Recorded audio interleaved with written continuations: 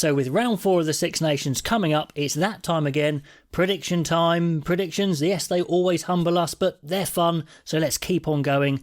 So welcome to this video supported by Lifting Giants, and the sponsors actually got pretty excited for the last 2 rounds of the Six Nations. They're now giving 20% off their lifting blocks, and before the World Cup they decided to invent a lifting block that actually fits a human hand, and on testing, surprise surprise, they're better than just normal straight lifting blocks. So in the description below for 20% off. With predictions this time around, I vowed to occasionally go with my gut, and I have done a couple of times. I thought that Scotland might beat France at home, and they nearly did, but not quite. I also made an emotional call to say England would lift their game and break Scotland's hold on the Calcutta Cup last week, and they did not. So when it was 10-0 up, I thought maybe they would, but absolutely not. So how about round 4? Are there some emotional calls to be made here? So let's see. Italy versus Scotland, and from an Italian perspective, I was encouraged by Italy's display against France. They do look like they've got a win in them, but I can't see it being this game, to be honest. They know that if they're going to chase the championship, which I've covered in the previous video, realistically it's going to have to be a bonus point win, but probably a really big margin as well.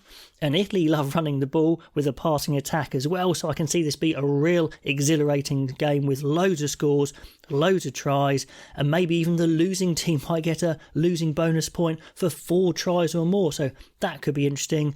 Depends on the conditions in Rome, which is touch and go, I think.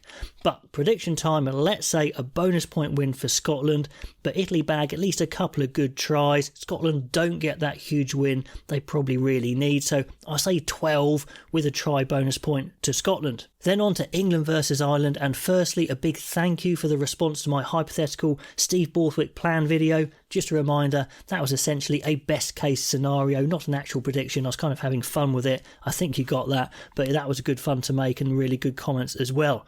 But anyway, England versus Ireland. The well-oiled green machine are moving through the gears nicely, and I think they'll admit they haven't actually hit top gear yet, so I think England are on course to face the best Ireland we've seen so far. England's blitz defence is the sort of defence that could cause Ireland issues, get in the way of that intricate passing, but they're going to have to be perfect or Ireland will just pick the right option as they normally do and cut through. I wonder if Ireland hold back on that interplay early on and use their extra muscle that they have these days through the likes of Joe McCarthy, or do they just go straight into the game plan like they normally do? That's probably more likely. 100 miles an hour, complete faith in what they're doing. Scrum battle is going to be very interesting, and actually I expect England to roll out the old guard and maybe Marler and Cole to face down Porter and Furlong in the scrum. England's attack, it's going to persist, I imagine, with this new attack, the kind of Irish imitation attack, or the poor imitation at the moment of their attack. Will they pick the players with the firepower and the handling to actually carry it off? We'll see, and there's no evidence that it's going to happen yet, but I'm always hopeful as an England fan. But let's face it, it would be a massive upset if England beat Ireland, even at Twickenham.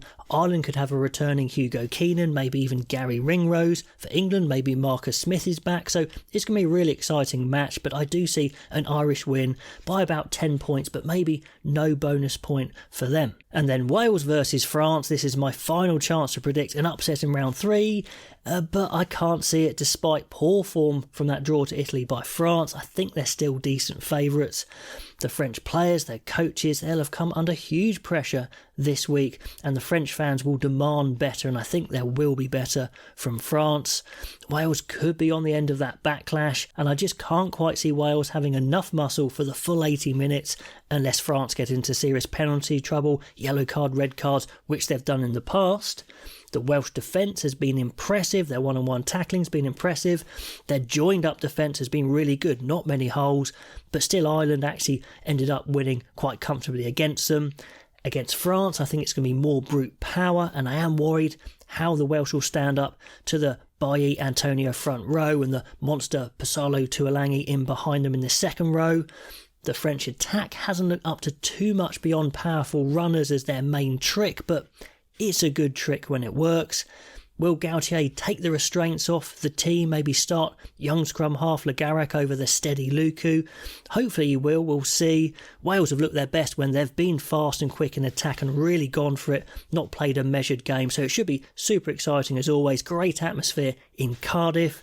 I expect a top shift from Dafford Jenkins' young men once again, but I do think France just have too much power and they'll win by about 14 points, and I think they might even score the bonus point with their best performance of the Six Nations. So do let me know what you make of those predictions and what yours would be. Pop them down below. Love to read them all, and I'll catch you next time.